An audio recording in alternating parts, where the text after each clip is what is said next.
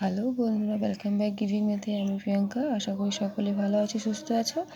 চলো 170 নম্বর পৃষ্ঠে যে অঙ্কগুলো আছে সেগুলো করি। কী আছে দেখো, আমার কাছে 8টি লাল টিপ, 15টি আকাশি টিপ ও 9টি সবুজ টিপ আছে। নিচে ছকের ঘরে আলাদা আলাদা করে বসিয়ে আয়তক্ষেত্রে বসাই। যে দেখো একটা আয়তক্ষেত্রে আছে, দেখো বসিয়েছি, ঠিক আছে। বলগুলো দেখো বলছে, কী বলছে দেখো, যে বিভিন্নভাবে 15টি আকাশি টিপ সাজায়, মানে বিভিন্ন রকমভাবে 15টিকে কীভাবে লেখা যায় বা কীভাবে মানে উৎপাদক হয় বা কী গুণিয়োগগুলো হয় সেগুলোই বলতে চাইছে।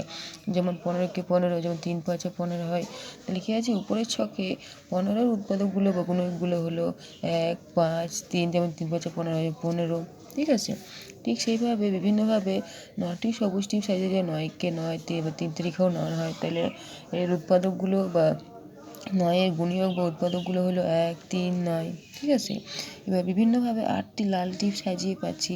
8-এ কী আছে, 8কে 8 ওকে 4 2 8 হয়। তাহলে এর উপরের ছকের 8-এর গুণিয়োগগুলো বা উৎপাদকগুলো হলো 1 2 4 8।